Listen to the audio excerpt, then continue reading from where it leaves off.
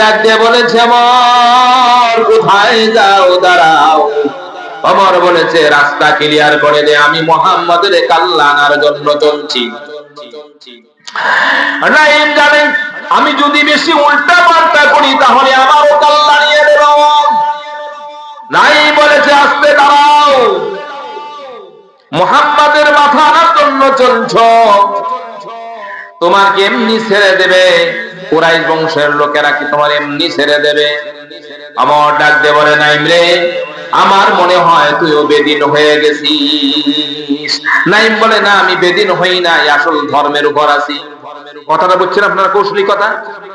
তুই বেদিন হয়ে গেছেন মানে ওমর উদ্দেশ্য, সে যদি আমাদের ধর্ম থেকে ওই ধর্মে চলে যেত তাহলে বেদিন হয়ে গেছে। আসলে নাঈম উত্তর দিল যে, না, আমি বেদিন হই না, আমি ঠিক ধর্মের উপরই আছি। কৌশলী কথা বললেন। আবার শোনাম, একটু দাঁড়াও। বলে, দাঁড়ানোর সময় নাই, বেশি যদি কথা বলিস তোর কাল্লা শেষ করে দেব। বলে, শোনো, আগে নিজের ঘরের খবরটা নাও, তারপরে মুহাম্মাদের কাল্লাটা আনো। নিজের ঘরের খবর মানে? বলে, কে তুমি জানো না, তোমার ভগ্নিপতি এবং তোমার বোন ফাতেমা এবং সাইদ দুইজন তো ইসলাম গ্রহণ করে ফেলেছে। আল্লাহু আকবার বলেন না, আরো বলেন আল্লাহু আকবার।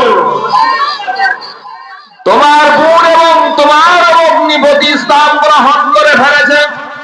আগে নিজের ঘরের খবর নাও, তারপর মুহাম্মাদের কাছে যাও।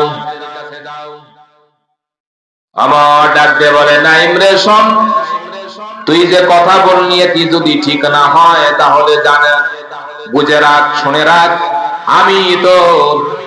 আমি তোর জিহ্বাটা টেনে আমার পায়ের নিচ পর্যন্ত নিয়ে আসবো এবং তলোয়ারকে আগুন দিয়ে ধারালো করে তেজস্ব বানিয়ে, আর ওই আগুনওয়ালা গরম বানানো ওই তলোয়ার দিয়ে তোর জিহ্বাটা আমি কেটে আনবো যদি তোর কথা ঠিক না হয়। শুধু এখানেই শেষ নাই, এখানে আমি ক্ষান্ত হব না।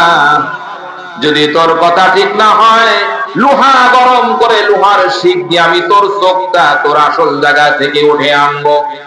নাঈম বলল, অসুবিধা নাই, যদি আমি মিথ্যা বলে থাকি তাহলে এই শাস্তি আমার হবে, তবে যদি সত্যি হয়ে যায় তুমি ওমর কি ইসলাম গ্রহণ করবে? আমি যদি বলি তাহলে আমারটা যদি ঠিক হয়ে থাকে, তাহলে তুমি যদি বলো যদি তারা ইসলাম গ্রহণ করে থাকে তাহলে তুমি কি ইসলাম গ্রহণ করবে? এবার তো ওমরের চোখ কপাল উঠে গেছে, আরে আমি তো পেঁচে আটকে গেছি, দেখা যায়। আর সেটা পরে বসবো, আগে খবরটা নিয়ে দেখি। সরাসরি ডাইরেক্ট চলে গেছে একেবারে বোনের বাড়ি। কোথায় গেছে? বোনের বাড়ি। বোনের নাম ছিল ফাতেমা আর ভগ্নিপতির নাম ছিল সাঈদ।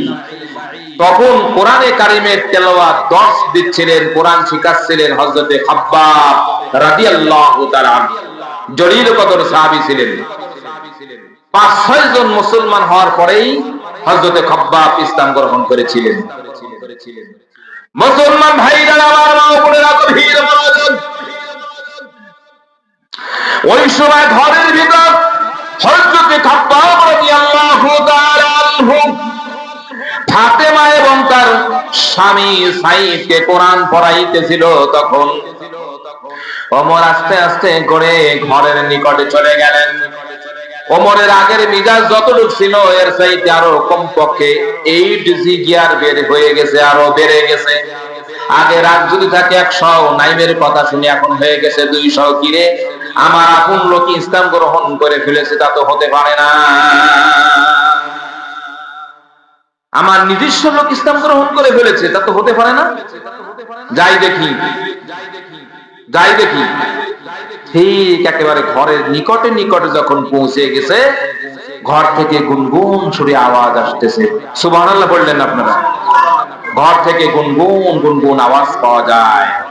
ওমর ঘরের একেবারে নিকটে যখন চলে গেছে, ফাতেমা বলে যখন ডাক দিয়েছে, ফাতেমা, ঘরের দরজা খোলো। আওয়াজ শুনে মুসলমান ভাইরা আমার আমার ঘরের ভেতর কোরআনের দরজি ছিলেন হযরত খাব্বাব রাদিয়াল্লাহু তাআলা আনহু। চিন্তা করলে এখন আর বাঁচার কোনো ভয় নাই, এখন আর ভয় নাই। আমাদের তিনজনকেই দুনিয়া থেকে ওমর এখন বিদায় করে দেবে। হযরত খাব্বাব ভয়ে তাড়াতাড়ি করে ঘরের একটি পাশে গিয়ে আড়ালে তিনি আড়াল হয়ে গেলেন, পলায় গেলেন, যাতে করে নাকি সরাসরি ওমর তাকে না পায়। ঘরের দরজা খোলে না, বোন জামাই। ওমরের মিজাজ আরো কড়া হয়ে গেল। আমার ডাক দিয়ে বলেছেন, ফাতেমা রে, ঘরের দরজা কেন খোলো না? ব্যাপার কি? তোমরা কি আলোচনা করতেছো? আমি একটু শুনবো, দেখবো, বুঝবো। হযরত ওমর ঘরের দরজার কাছে গিয়ে যখন দরজা খোলে না, নিজেই তলোয়ারের উল্টা দিক দিয়ে মোটান্তরে পা দিয়ে লাথি দিয়ে ঘরের দরজা ভেঙে ভিতরে প্রবেশ করে দেখে বোন জামাই তাদের হাতে কোরআনের কারিমের একটি খণ্ড রয়ে গেছে, যার ভিতর সূরা তোহা নামে একটি সূরা রয়ে গেছে। আমার ডাক দিয়ে বললেন, বোন, তোমরা ঘরের ভিতর কি আলোচনা করলে বলো তো দেখি। আওয়াজ পাওয়া গেল। বোন বলেছে, না, এটা পারিবারিক ব্যাপার, আমরা নিজেরাই একটা আলোচনায় বসেছিলাম। ওমর বলেছে, আমার বিশ্বাস হয় না, তোমাদের ঘরের ভিতর থেকে আওয়াজ পাওয়া গেছে, কি যেন তোমরা লেখাপড়া করতেছিলে। আমার মনে হয় এটা তোমরা পারিবারিক কোন আলোচনা করো নাই, নিশ্চয়ই অন্য কোন ব্যাপারে আলোচনা করেছো, অথবা কি তোমরা লেখাপড়া করেছো, আমারে বলো। বোন ডাক দিয়ে বলেছেন, ওমর, তুমি আমার বড় ভাই, আমি তোমার ছোট বোন। ওমর বড় ছিল, ওমরের বোন ছোট ছিল, নাম ফাতেমা। তুমি আমার বড় ভাই, শোনো, আমি তো ঘরের ভিতর তেলাওয়াত করতেছিলাম আল্লাহর কালাম, ওই শেবানি কোরআনে কারীম। আর আমার বোন জামাই আর আমার স্বামী সাইদ, তিনি কোরআন তেলাওয়াত করতেছিল। বলে, তোমরা কি মুসলমান হয়ে গেছো? বলে, হ্যাঁ, আমরা মুসলমান হয়ে গেছি। এই কথা বলতে দেরি ওমরের রাগ কমসে কম 300 গিয়ারে উঠে গেছে। কি সর্বনাশ করলে তোরা, বেদিন হয়ে গেলি শেষ পর্যন্ত, তোরাও বেদিন হয়ে গেলি। ব্যাপার কি? তোরাও মুহাম্মাদের হাতে বায়াত গ্রহণ করে ইসলাম গ্রহণ করে নিয়ে ফেলেছিস, বেদিন হয়ে গেছিস। সাইদকে ধরে বোন জামাইকে হযরত ওমর ধরলো কলার, এমন মার শুরু করলো, মারতে মারতে এক পর্যায়ে রক্তে রক্তাক্ত হয়ে গেল। বোন চিন্তা করলো, হারি আমার জামাই, আমার স্বামীর যেইভাবে আঘাত শুরু করেছে, ওমরের মেজাজ খুব খারাপ, যেভাবে মার শুরু করেছে, আমার স্বামী দুনিয়া থেকে বিদায় করে দেবে। চিন্তা ভাবনা করে ওমরের হাত ধরলো, আর তার স্বামীকে টান দিয়ে সরিয়ে যখন নিয়ে গেছে, রাগ হয়ে হযরত ওমর তার বোনের ঠিক একেবারে ঠিক চেহারার উপরে ওমরের হাত দ্বারা এমন জোরে আঘাত করেছে, কিতাবে এসেছে বোনের এইখান থেকে ফেটে রক্ত ঝরঝর করে বের হয়ে গেছে। আল্লাহু আকবার বলে। এত জোরে চড় দিল নিজের বোনকে। পৃথিবীর জমিনে মনে রাখবেন একটি কথা মাঝখান দিয়ে বলে যায়,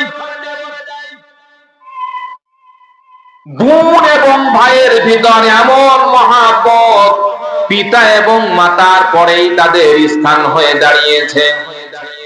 আপনি বোনের খোঁজ না নিলে কি হবে? বোন কিন্তু ভাইয়ের খোঁজটা ভুলে যায় না। বোন গরিব হোক আর ধনী হোক, ভাইয়ের খবর ঠিকই নেয়, কিন্তু ভাই যদি ধনী হয়ে যায়, বোনের খোঁজ খবরটা নেয় না। না, এটা আপনাদের বোন, আপনাদের আপন বোন, আপনার মায়ের পেটের সন্তান, আপনি খোঁজ রাখবেন, আপনার বোন আপনার খোঁজ রাখবে, এটা মনে রাখবেন। সে তো আপনার মায়ের পেটের একজন বোন। আপনি ধনী হলে কি হবে, গরিব বোনের খবর আপনি নিবেন না, এটা শরিয়াত না। শরিয়াত হলো আপন মায়ের পেটের বোন, তার খোঁজ খবর নিতে হবে।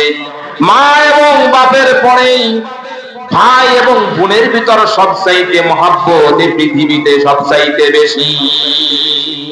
আপনি যদি বিশ্বাস না করেন, আপনার যদি কোন খবর শুনে আপনার বোন, আরে আমার ভাই অ্যাক্সিডেন্ট করেছে, এই কথা যদি আপনার বোন শোনে, আপনি আপনার বোনকে দেখতে পারেন না বটে, কিন্তু আপনার বোন দেখবেন পাগলের মতন ছুটে আসবে আপনার বাড়িতে। কথা বলেন ঠিক কিনা? আপনি আপনার বোনকে দেখতে পারেন না, মহব্বত করেন না, কিন্তু আপনি ভাই যদি কখনো কোথায় বিপদে পড়ে যান, আপনার বোন যদি আপনার খবরটা শোনে, পাগল হয়ে আপনি ভাইয়ের পাশে আসে দাঁড়াবে। এই জন্য মুসলমান ভাইরা আমার, বোনকে ভুলে যাবেন না। বোন কিন্তু আপন মায়ের পেটের বোন, মনে রাখবেন ভালো করে। আমার আপন বোনের উপর চলছে রকম থাপড় মেরে দিল, আর মারার সঙ্গে সঙ্গে রক্তে রক্তাক্ত হয়ে গেল। বোন ডাক দিয়ে বললেন, ভাই ওমর, তুমি আমার মার পেটের ভাই হয়ে আমারে এত জোরে আঘাত করলে তোমার কি মায়া হয় না? আমি কি তোমার মায়ের পেটের বোন নয়? যখন বলেছে ভাই ওমর, আমি তোমার ছোট বোন, তুমি আমার বড়, আমি আমার মায়ের পেটের ভাই হয়ে তুমি আমারে মারলে তোমার কি মায়া হলো? এই কথাটা যখন বোন ভাইকে ডাক দিয়ে যখন বলেছে, ওমর বলেন আমার কলিজাটা তখন সোসরা হয়ে গেল। আমার যেন কেমন, আমার মাথা থেকে পা পর্যন্ত শরীরটা কেমন যেন পরিবর্তন হয়ে গেল। বোন বলে যখন, ভাই বলে যখন ডাকতেছে, আরে আমার মার পেটের বোন তো, আমার মার পেটের বোন তো, আমার মায়ের বোন, আমার আপন বোন, আমি কিভাবে তারে মারলাম? এরপর যখন ওমরের রাগ এখনো থামে নাই, আবার বোন জামাই তথা ভগ্নিপতিকে আবার যখন মারার জন্য গেছে, ওখান থেকে হয়তো তো সাইদ বলেছে, ভাই ওমর, দুনিয়া থেকে যদি বিদায় করে দাও, ইসলাম থেকে আমরা ফিরবো না। ফাতেমাও বলেছে, ভাই আমাদের দুইজনের যদি দুনিয়া থেকে বিদায় করেও দাও, তারপরও আমরা ইসলাম থেকে ফিরে আসবো না। দুইজনই আল্লাহর কাছে দোয়া করতেছে মনে মনে, আল্লাহ ওমর আমাদের উপর এত বিপদ ফেলেছে, আমাদের দুনিয়া থেকে বিদায় করে দিতে পারে। আল্লাহ ইমানের উপর তুমি আমাদেরকে মজবুত রাখিও, ইমানের পথে অবিচল থেকে আমার মরণ যেন হয়। পড়েন তো আমার সাথে, ইমানের পথে অবিচল থেকে আমার মরণ যেন হয় তোমারই কাছে মিনতি আমার, তোমারই কাছে মিনতি আমার, মহান মহিয়ান ইমানের পথে অবিচল থেকে আমার মরণ যেন হয়। ইমানের পথে অবিচল থেকে আমার মরণ যেন হয়। সবাই পড়েন আল্লাহুম্মা আমিন। মুসলমান ভাইরা আমার, বোন যখন ভাইকে ডাক নিয়েছে, ভাইয়ের অন্তর বলে গেছে, আরে ফাতেমা, আরে সাইদ, তোরা কি পড়লি আমার একটু দেখা। ইতিমধ্যে হযরতে খাব্বাব ঘরের কোণ থেকে বের হয়ে এসেছে। উনি কিন্তু পলায় গেছিল, উনি কিন্তু এখনো মার খায় নাই, ঘরের ভিতরে আড়ালে ছিল। খাব্বাব বের হয়ে এসে বলেছে, ওমর রে, তোমার বোন জামাই ইসলাম গ্রহণ করেছে, আমি খাব্বাব আগে ইসলাম গ্রহণ করে ফেলেছি, আমরা তিনজনই ইসলাম গ্রহণ করে ফেলেছি। আমি তাদেরকে কোরআনে কারিমের সূরা তাহা আমি তাদেরকে তালিম দিচ্ছিলাম।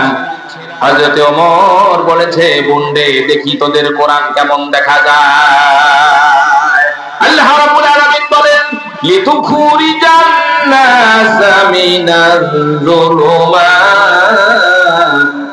ইলান নূর। আমি কিন্তু এখান থেকে তাফসীর করে আসতেছি, আপনাদের খেয়াল আছে কিনা?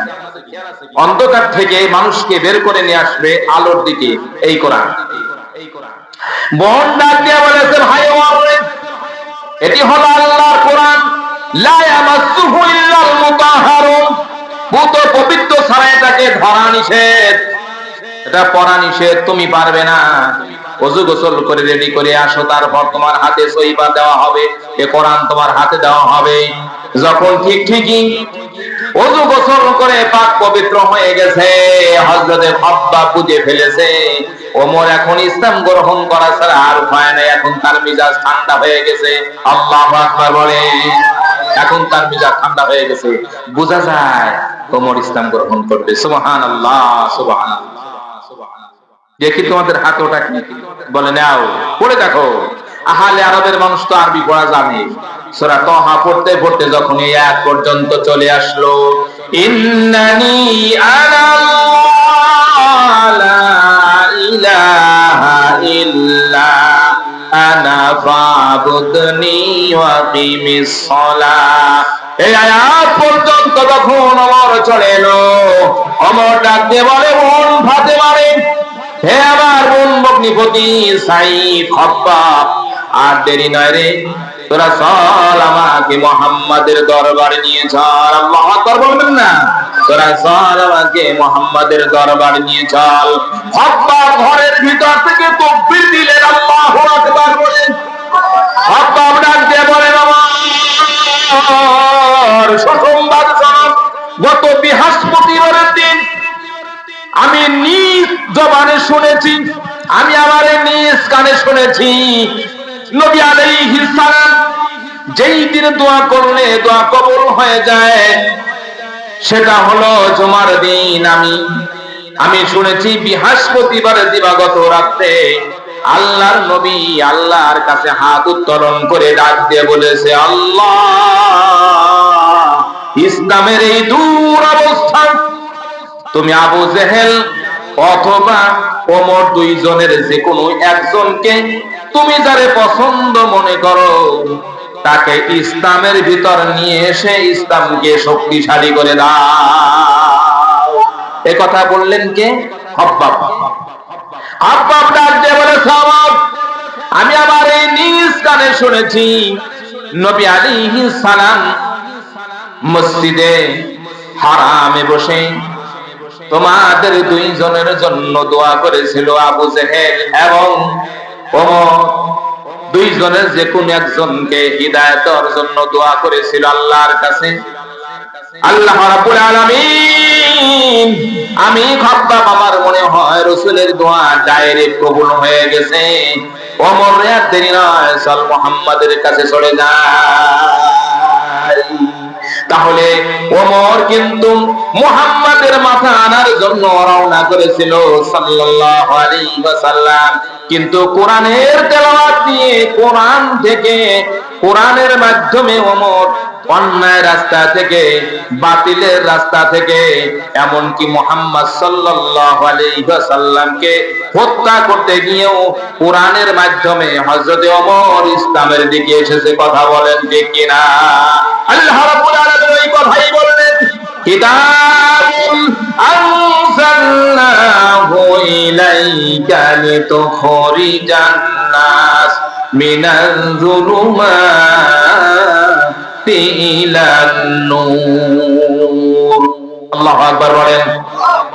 চলছে তলোয়ারটা এখন এরকম আপনার খাপের ভিতর পড়ে, আগের মতো আর নাই। ওমরের মাথা নত হয়ে গেছে কোরআনের কাছে। সুবহানাল্লাহ বলেন। বাস চলে গেছে ডাইরেক্ট। বলে এখন মুহাম্মদ সাল্লাল্লাহু আলাইহি ওয়াসাল্লাম কোথায় আছে? বলে দারে আরকামে তিনি অবস্থান করছেন। দারে আরকামে, আরকাম রাদিয়াল্লাহু তাআলা আনহুর ঘরে তিনি এখন অবস্থান করছেন। আর ওইখানে অন্যান্য সাহাবায়ে কেরাম ছিলেন। চলছে চলতে চলতে চলতে চলতে একেবারে দারে আরকামের নিকটে নিকটে যখন চলে গেছে, ইতিমধ্যে কয়েকজন সাহাবী ওমরকে দেখে ফেলেছে। নবী আলাইহিস সালাম মনে করেন এটা একটা হুজরা, হুজরার বাইরে আরেকটা ছোট্ট একটা কামরা থাকে, ওইখানে কিছু সাহাবায়ে কেরাম অবস্থান করছে আর নবী আলাইহিস সালাম ভিতরে আছে। এর ভিতর হযরতে হামজা রাদিয়াল্লাহু তাআলা তিনিও আছেন। কয়েকজন সাহাবী সেখানে আছে, অবস্থান করতেছে। ইতিমধ্যে হযরতে ওমর যখন চলে আসতেছে সুজা, তখন নবী আলাইহিস সালামের কাছে খবর গেছে, হুজুর ওমর কিন্তু এসে গেছে। কারণ সবাই জানে যে ওমর মুহাম্মাদের কাল্লা নেওয়ার জন্য আসতেছে। এইজন্য সবার ভিতর ভীতু, সবারই কেমন যেন কলিজা শুকিয়ে গেছে। ডাকতে বলেছেন, আল্লাহর নবী, এই যে ওমর এসে গেছেন, আর দেরি নয়, আমরাও রেডি হয়ে গেছি, ওমরের কাল্লা আমরা উড়ায় দেব। নবী আলাইহিস সালাম বললেন, কেউ কিছুই বলার দরকার নাই, ওমরকে সোজা আমার কাছে আসতে দাও। সুবহানাল্লাহ। হুজুর জানেন গত বৃহস্পতিবারে আমি আল্লাহর কাছে দোয়া করেছি ওমর মতান্তরে আবু জাহেল দুইজনের একজনকে হিদায়াত দিয়ে ইসলামকে শক্তিশালী করে দেওয়া লাগবে।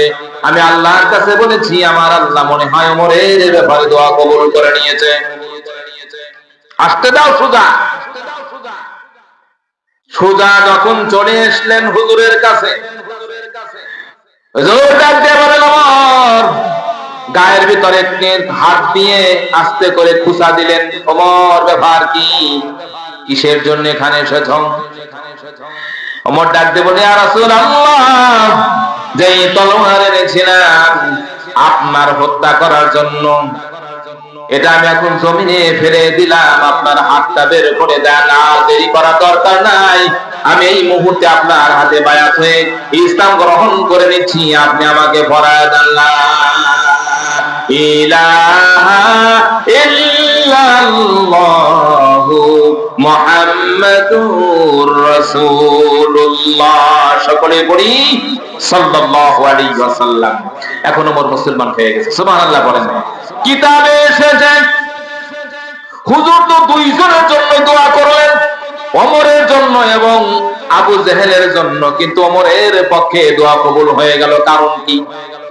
কিতাবে লেখে যে দোয়া তো হুজুর সাল্লাল্লাহু আলাইহি ওয়াসাল্লাম দুইজনের জন্য করছে, আবু জেহেলের জন্য করছে, ওমরের জন্য করছে, যে দুইজনের ভিতর যাকে তুমি পছন্দ মনে করো।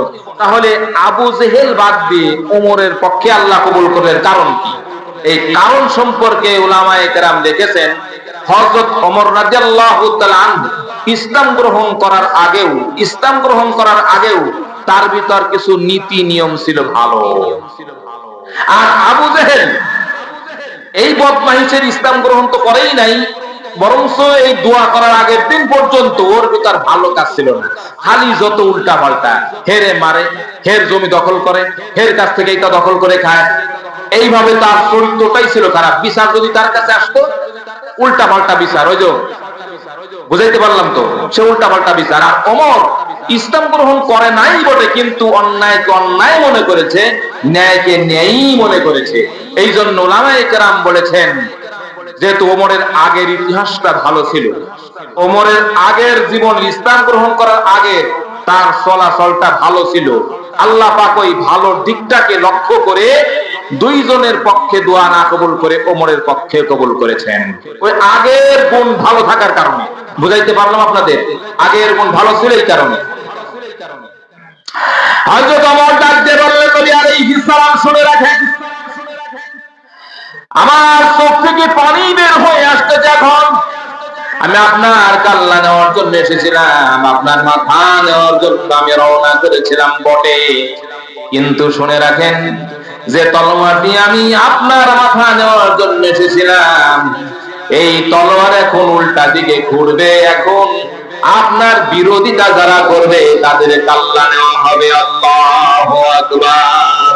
দাঁড়ে আর ডানে অবস্থান করছিলেন, এমন সময় জিজ্ঞাসা করছেন, হুজুর এ পর্যন্ত কতজন মুসলমান হয়েছে? হুজুর বললেন, এ পর্যন্ত 39 জন মুসলমান হয়েছে। আজ তুমি ইসলাম গ্রহণ করার কারণে 40 জন পূরণ হয়ে গেল। ওমর ডাক দিয়ে বললেন, ইয়া রাসূলুল্লাহ, আর দেরি নয়, আমাকে এখন খানায় কাবায় যাওয়ার সুযোগ করে দেন। এতদিন যাবত নামাজ যা হয়েছে সব গোপনে গোপনে হয়েছে, ঘরের ভিতর হয়েছে।